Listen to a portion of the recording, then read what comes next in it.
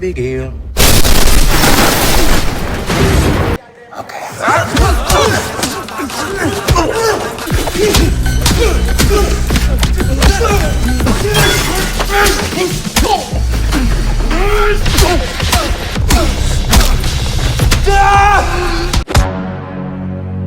Kembali lagi bersama saya, channel CFL. Bagaimana kabarnya? Bagaimana, apakah Anda akan merasa jijik melihat orang yang ada di gambar berikut? Sama dong seperti saya. Baik, pada video kali ini saya akan merangkum sebuah film action yang berjudul 60 Minutes. Film ini menceritakan seorang petarung MMA yang harus berpacu dengan waktu. Dan yang menarik dari film ini adalah di sepanjang film dipenuhi adegan-adegan aksi pertarungan yang sangat terlihat realistis dan brutal, sehingga ini akan merangsang jiwa-jiwa brutal Anda yang mungkin selama ini sudah lama terpendam. Penasaran seperti apa kebrutalannya? Tidak perlu saya berkuar-kuar di awal video, langsung saja kita masuk ke alur ceritanya setelah intro yang satu ini.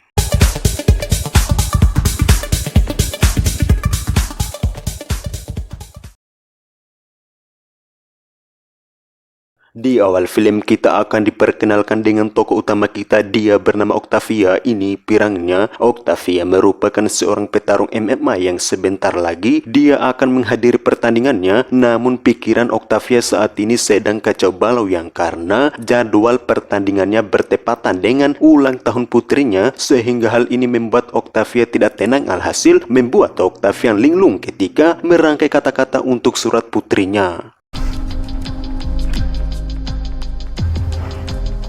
Untuk lebih menenangkan pikirannya, Octavia menyempatkan dirinya untuk menghubungi putrinya yang bernama Leonie. Ini moleknya. Di sini putrinya meminta ayahnya untuk bisa datang di tempat ulang tahunnya. Octavia sebagai orang tua yang baik, dia berjanji akan datang di sana setelah usai pertandingan. Dan tak berselang lama temannya yang bernama Cosi memanggil Octavia untuk siap-siap berangkat ke tempat pertandingan. Dan tak lupa juga Marisa perkenalkan dengan manajernya yang bernama Paul. Ini bebenguknya. So, Ref sagt 15 Minuten. Di pertengahan perjalanan itulah Paul sebagai manajernya menyalahkan Octavia yang terlalu berlebihan memikirkan putrinya, karena hal itu akan membuatnya tidak fokus dalam arena pertandingan. Di mana Octavia ketika kedua telinganya mendengar perkataan Paul tersebut membuatnya geram, sehingga terjadilah cekcok di antara mereka berdua. Untuk meredakan emosinya, Octavia meminta si Paul untuk membelikan sebuah kue dan seekor kucing sebagai hadiah ulang tahun putrinya. Katze, Tier in Neukölln. Geschenk für Leonie. Setibanya di dalam itulah Octavia disambut meriah oleh para gangster, yang mana para gangster ini bertaruh untuknya dengan nominal yang cukup tinggi. Tak berselang lama kita akan melihat bebenguk lawan Octavia. Dia bernama Benko. Ini gagahnya. Ketika Octavia memasang sarung tangan itulah tiba-tiba mantan istrinya menghubunginya dengan mengatakan, jika kamu benar-benar tidak datang, cukup katakan saja, tidak perlu kamu berbuat janji kepada Leonie. Di mana pernyataan mantan istrinya tersebut membuat Octavia murka. Los? Detik-detik akan memasuki arena pertandingan itulah mantan istrinya kembali menghubungi Octavia, di mana kali ini Octavia harus berbicara dengan pengacara mantan istrinya, dan yang akan membuat Octavia melongo tatkala pengacaranya mengatakan bahwa jika Octavia tidak datang sebelum 1 jam dari sekarang, maka mantan istrinya akan mengajukan hak asuh tunggal. Mendengar hal ini, Octavia terpaksa harus membatalkan pertandingannya dan bersegera akan datang ke sana saat itu juga. Hey, was ist los? Hey, komm! Ladies, darf ich bitten?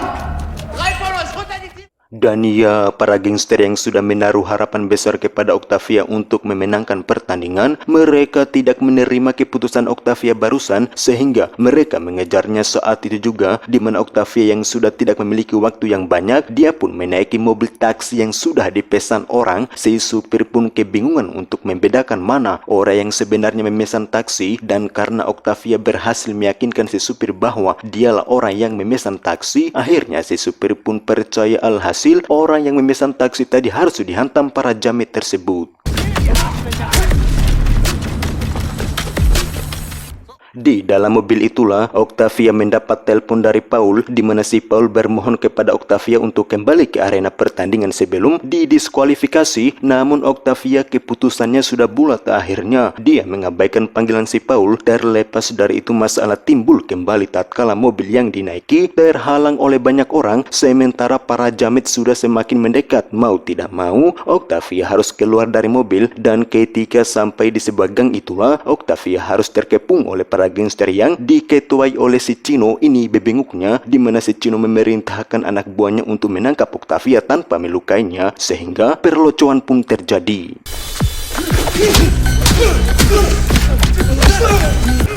Vorsicht, der muss noch kämpfen, der muss noch kämpfen!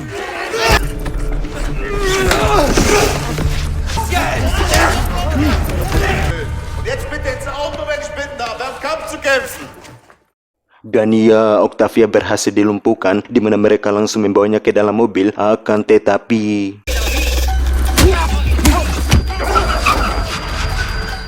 perkenalkan, dia merupakan saudara si Chino, kita sebut saja Samsul, di mana Samsul nampaknya sedang menghubungi teman-temannya untuk meminta bala bantuan dalam rangka untuk meringkus Octavia. Sementara Octavia tengah mendapat telepon dari orang tuanya, di mana kedua orang tuanya barusan saja mendapat SMS dari mantan istrinya yang mengatakan bahwa jadwal mereka untuk menemui cucunya akan dibatalkan. Di sini Octavia hanya menjawab bahwa jangan khawatir, saya akan mengurusnya. Kemudian Octavia secara perlahan menghindar dari si Samsul. Lass uns.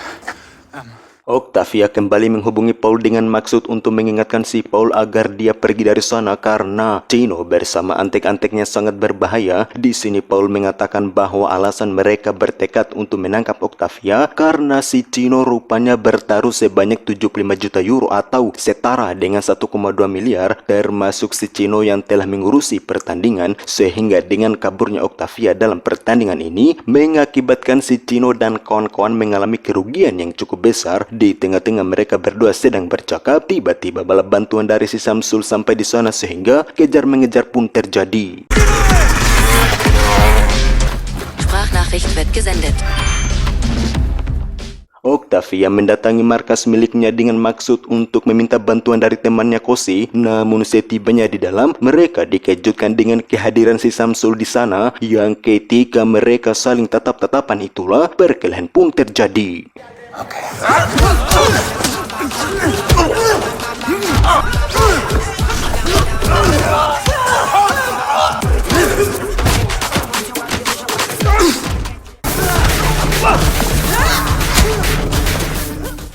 sela-sela ketegangan itulah Octavia menyampaikan maksud kedatangannya di sana, yaitu menyuruh Kosi untuk mengambilkan kue ulang tahun putrinya di toko kue. Kemudian Octavia langsung pergi dari sana untuk menemui putrinya.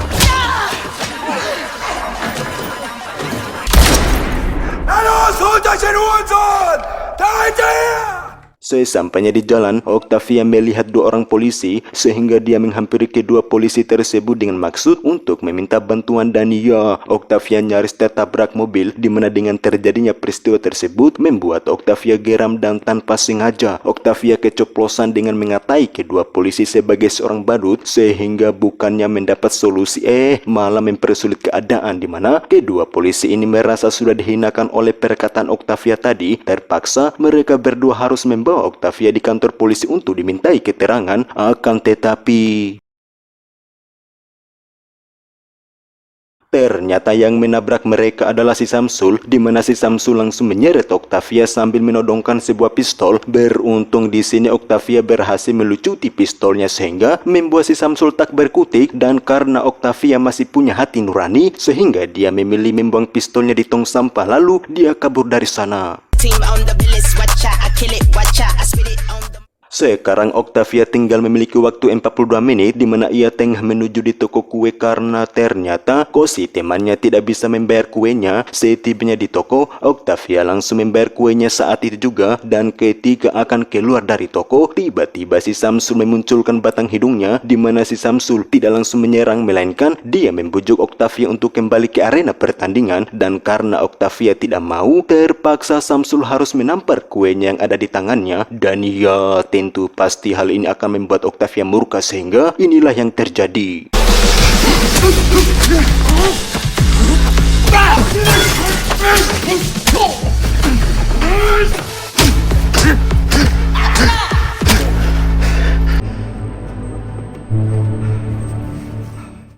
Setibanya di luar itulah, dia disambut oleh Benko yang ternyata ikut juga memburu Octavia. Secara kebetulan muncullah temannya yang mengajaknya untuk naik di atas motor, di mana Octavia meminta tolong kepada temannya ini untuk mengantarnya ke terminal kereta bawah tanah. Dan ternyata temannya ini sudah menjebak Octavia, di mana Octavia harus dihadapkan dengan seorang mafia yang bernama Danica. Ini tua bangkanya. Alasan Danica menginterogasi Octavia untuk memastikan apakah Octavia selama ini bekerja sama dengan si Chino atau tidak. Octavia pun menjawab bahwa saya selama ini tidak pernah bekerja sama dengan si Chino.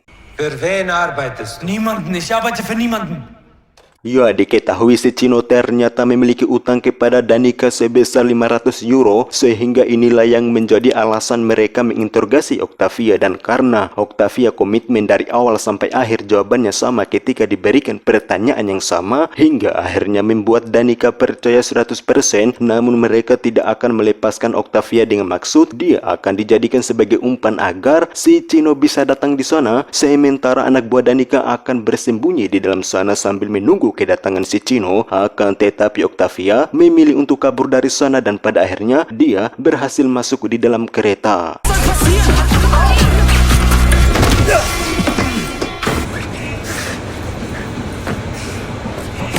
Does anyone have a knife or a fork?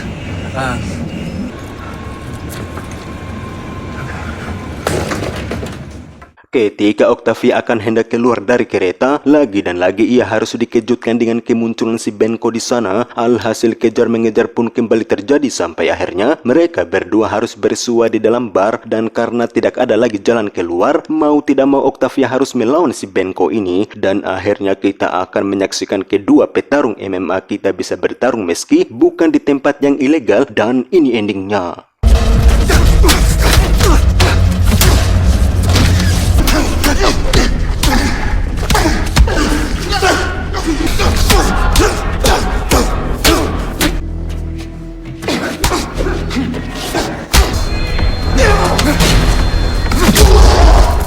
Dan ya, Octavia dengan begitu mudah bisa menumbangkan si Benko, di mana Octavia langsung bergegas untuk melanjutkan perjalanannya menggunakan skuter listrik. Dan waktu Octavia kini tersisa 17 menit, di mana Octavia harus menyempatkan dirinya untuk singgah di rumah orang tuanya dengan maksud untuk mengobati lukanya sekaligus ia akan istirahat sejenak untuk memulihkan fisiknya.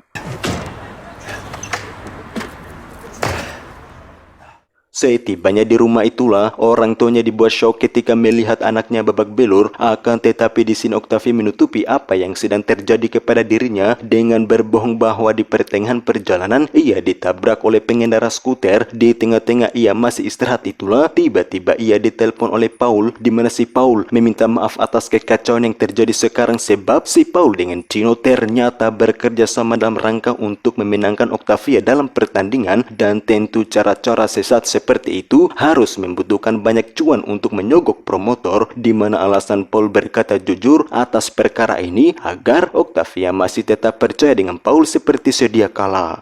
Ich wollte nur, dass du alles weißt, damit du mir wieder vertraust.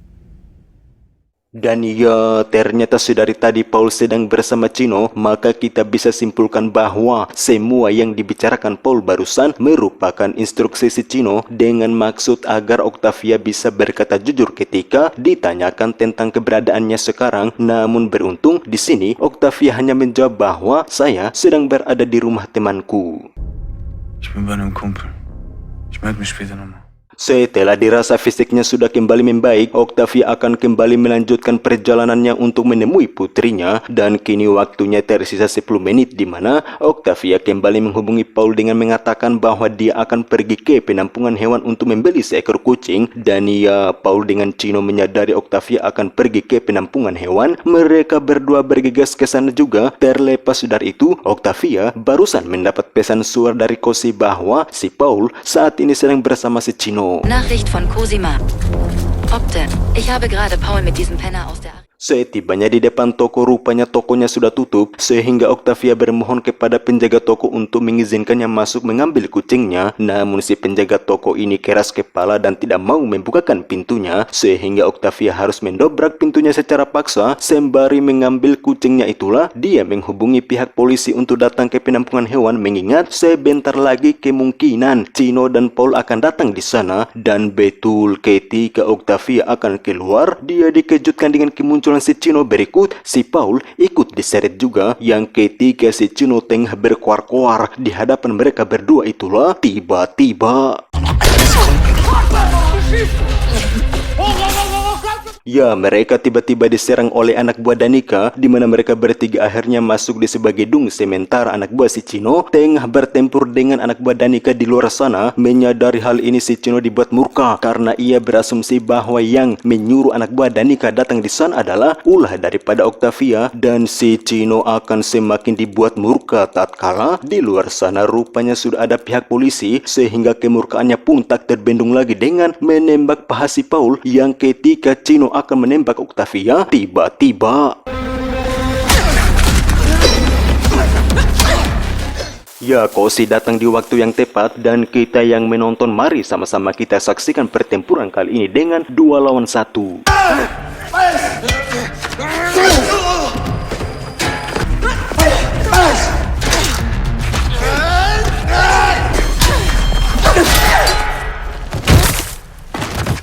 Dan ia yang ketika Octavia melihat Kosi terjatuh dari lantai 2, membuatnya semakin bergairah, bersemangat, bercampur amarah dalam menghajar si Chino hingga membuat si Chino tak berdaya.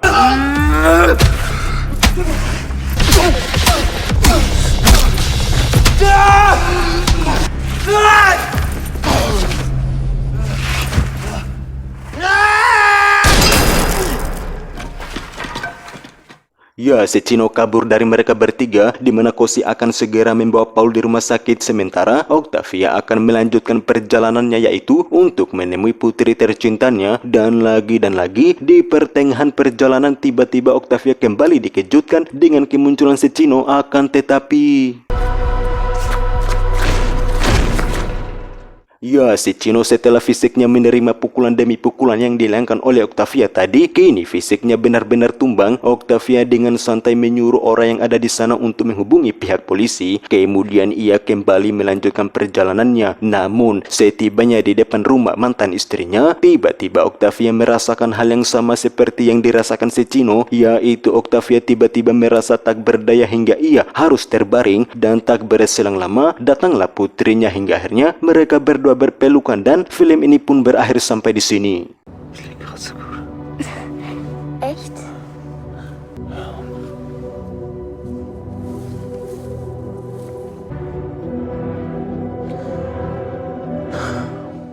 Tamat. Menurut kalian, kira-kira pelajaran apa yang bisa dipetik dari film tersebut? Menurut hemat channel Cefil adalah film ini menjelaskan kepada kita tentang betapa berharganya waktu, dan pesan moral yang bisa kita ambil dari film ini diantaranya tentang pentingnya keluarga, tentang pentingnya cinta, serta tentang pentingnya pengorbanan. Artinya, keluarga yang damai, yang baik, yang tentram adalah keluarga yang dibangun dengan cinta. Dan ingat, setiap cinta butuh pengorbanan, sama seperti Octavia yang mengorbankan nyawanya demi menemui putri tercintanya itu. Baik, saya mahasiswa penganggur yang taunya hanya duduk diam bareng di kos, meratapi perih pedihnya kehidupan. Saya pamit undur diri dan sampai jumpa di video selanjutnya.